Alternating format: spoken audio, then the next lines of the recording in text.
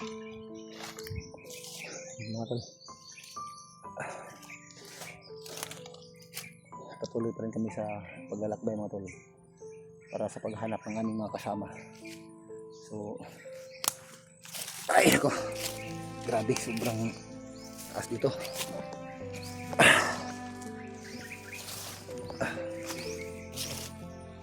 Nandito yung mga kasama ko, si Brad Pau at si Brad Kidlat.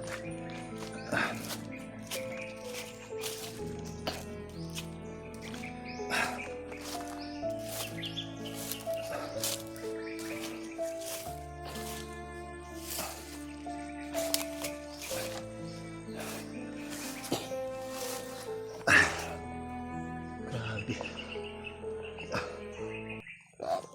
Ay nako, nakakapagod. Mga tol, pahinga muna tayo mga tol. Isang mapagpalang araw po. So ngayon mga tol, bumalik kami sa area kasi nakontak ko si Bayaw Buds, sila Alpha at si Dib, yung mga kasama ko. Buti na lang kagabi ay nakakita kami ng lugar kung saan kami pwedeng magpahinga. At sakto naman mga tol ay nagkataon na malakas yung signal doon. So natawagan ko si Buds. So sabi ni Buds, magtagpo raw kami doon sa lugar na pwede namin pagkitaan. So yung binibigay ni Buds na location mga tol, kung naaalala nyo pa, yung may kubo, doon kami magtagpo. Kaya ngayon medyo malayo-layo na yung nalakad namin, kaya bumalik talaga kami dito mga tol. Bumalik kami sa area para doon namin pwedeng itagpo sila Buds at yung mga kasamahan namin. So sa kasama ko pa rin yung mga magigiting na hunter, yung dalawa, si Kidlat at si Pau. Pero patuloy pa rin kami sa pagmamasid mga tol, dahil hindi kami pwedeng kampante dito kasi napakarami talagang mga kalaban, mga bandido. So dahan-dahan lang kami mga tol hanggang marating namin yung location na doon kami magtagpo ng aming mga kasama, sila Alpha, Dib at si Buds, yung bayaw ko. So ngayon mga tol, kunting tiis na lang ay marating na namin yung tinutukoy ni Buds, yung may kubo, yung naalala nyo nung nakaraang araw mga ina-upload namin na video, yung may kubo.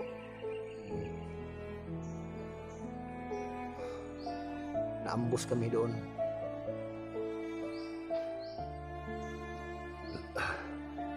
Grabe, hindi talaga ako mga tol, hindi ako masyado makapagsalita kasi puyat talaga ako. Napaka-hapdi pa ng aking mata, kulang kami sa tulog kasi habang nagpapahinga kami hindi kami kumpiyansa kasi minsan may gumagapang ng mga bandido. Kaya yun, hindi kami nakatulog ng maayos.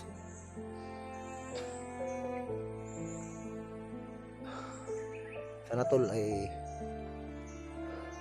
matagpuan na namin yung mga kasama namin, at sana tagumpay yung pinaplano namin kung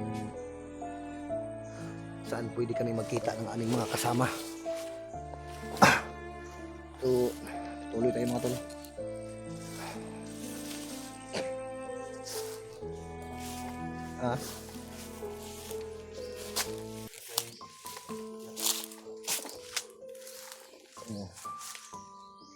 Mau tayong location ni Turo na ilang pala. Ay natin yung basugal pa. Oh. Yan yung punta natin. Yung tinutukoy nila na location, yung may kubo, May tubo. dapat marating natin yun. Sana iligtas tayo na makarating doon. Kasi itong area na ito na binalikan natin ay delikado dito. Maraming mga nakaaligid ng mga bandido dito.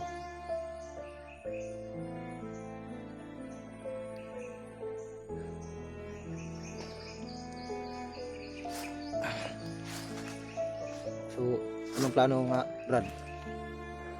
Dito ta. Alis na tayo? Dahan-dahan lang tayo ha. Wala lang ito. Nagpapunta sila ito sa tungkuan pa. Yung mga tol, sana ipag-pray nyo kami na tagumpay kaming makarating doon sa location na tinutukoy ni Bads para sama-sama kami uli para hindi na mahirapan yung tropa. Mas maigi kasi kung sabay-sabay kaming lahat, kasi dihado kami mga tol kung kunti lang kasi napakarami ng aming mga kalaban.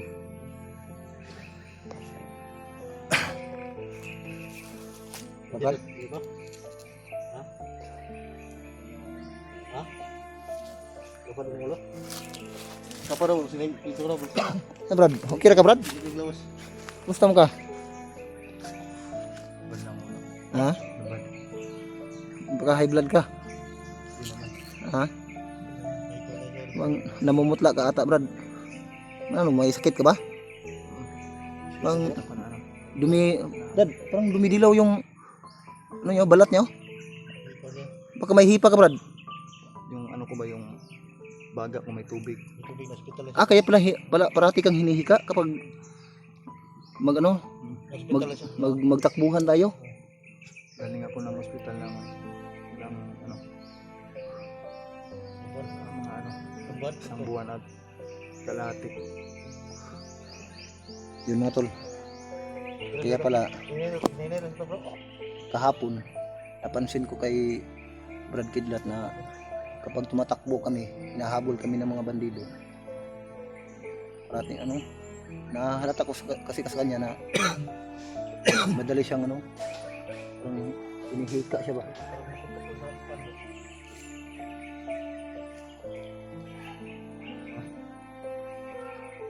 So, may mga sigawan at mga putukan mula rito mga tol, pero hindi pa man gaanong medyo distansya pa mula dito sa amin mga tol.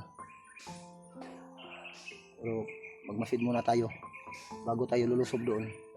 Eh kailangan nating magmanman o magmasid para na rin sa kapakanan natin tatlo.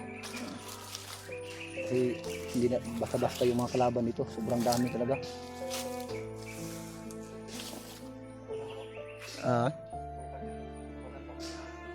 May mga labanan. May mga putukan banda dyan mga tol, pero medyo mahina yung putok, medyo distansya dito. May mga labanan na kaganapan dito, naririnig namin. So ang problema namin nito mga tol ay hindi kami kaagad makarating doon ng bilisan kasi yung kasama namin na si Kidlat ay may iniindang karamdaman, kaya hindi kami kaagad maka alis kung sakaling may mga ano kaganapan. Brad, wag mo lang pilitin Brad. Wag mo lang pilitin.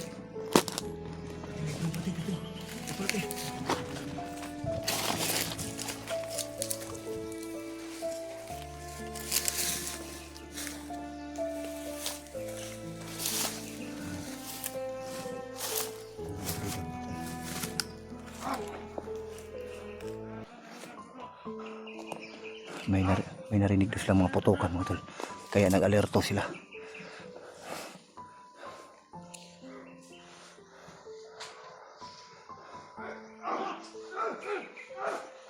May na. Parang may hinahabol, Brad. Parang may hinahabol siya, Brad.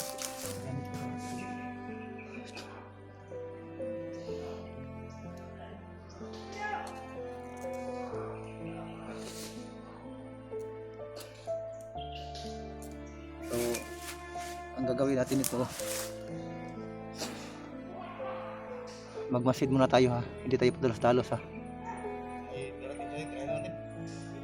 Pero kung sakaling hindi natin maiwasan na kung makita nila tayo, gamitin natin yung buong lakas natin para maligtas tayo. Hindi bali na sila ang mapas lang natin kaysa kita ang mapas lang.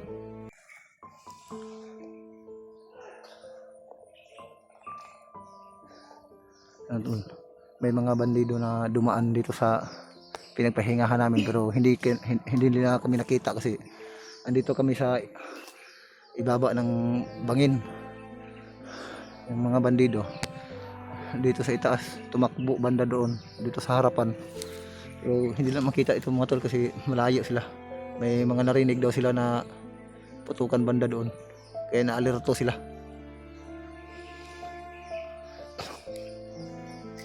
Hindi na siguro tayo magkikita ng Brad kasi dumaan lang sila, hindi na tayo napansin dito kasi andito kasi tayo sa ilalim.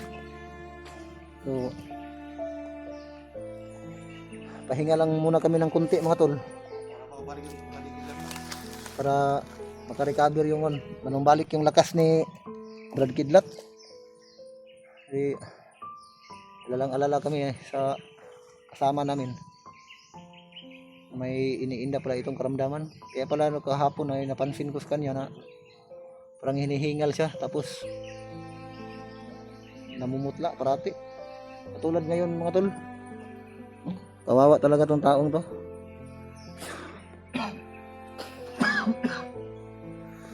Parating inuubo. Kahapon pa yung ubong Brad. Baka TV na yan Brad. Radyo pa siguro. Napatawa tuloy si Kidlat. Ya Brad, joke lang yung Brad para Ano? ha? Nalalaman ko semua. So, ang gagawin mo lang ngayon Brad ay dahan-dahan ka lang. Kami ang mauna.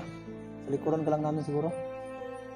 Kung kaya mong lumaban, back up ka lang sa amin. Pero mag-pray pa rin natin na mailayo tayo sa kapahamakan. Sana ay magtagumpay tayo na makarating doon sa location na binigay ni Buds kung saan tayo pwedeng magkita. O yung tinutukoy ni Buds, yung kubo, sana ay marating natin.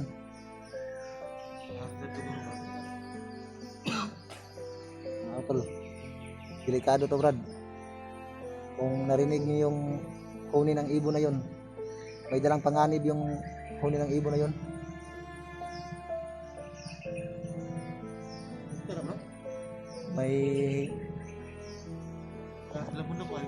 May helicopter, parang may helicopter.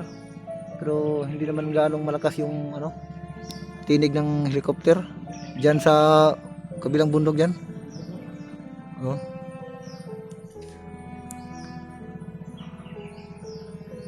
Yung mga bundok na yan mga tol ay tinatabas na namin yan. Diyan kami galing ng ilang linggo. Nilalakad-lakad lang namin yan hanggat nakarating kami dito.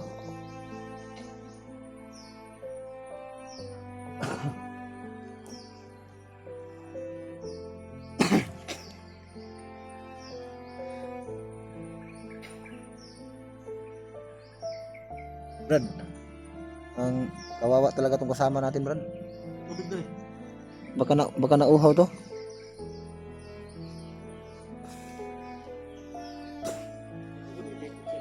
Ha? Tingnan mo yung mukha ng kasama natin Brad oh. Parang talaga Brad? Yung mukha ng kasama natin ba? Halata talaga na may Brad, nahirapan ka sa pagtayo Brad. Magsalita ka lang Brad, ibaba ka na lang namin siguro Brad. Ha? Sigurado ka? Ako lang yung nag-alala sa'yo ba? Mas mabuti siguro aalis tayo ngayon. Pero daanan muna natin yung lugar na tinutukoy ni Buds na doon tayo magsalubong. Kapag makita natin si Brad, kung sakasakali, bigyan tayo ng pagkakataon na makita sila. Hello, para. Mararang tukot. Ibaba ka siguro namin Kung nabiglaid. para Init to, init. mapa-check up ba, no? Oh, dumidilaw yung balat mo, Brad.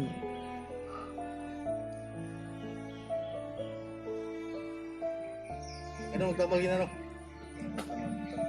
May kasket dito, may dumikat yung kanto mo. Kaya pala kahapon, yung pagligtas nyo sa akin, hindi siya masyadong gumalaw ba?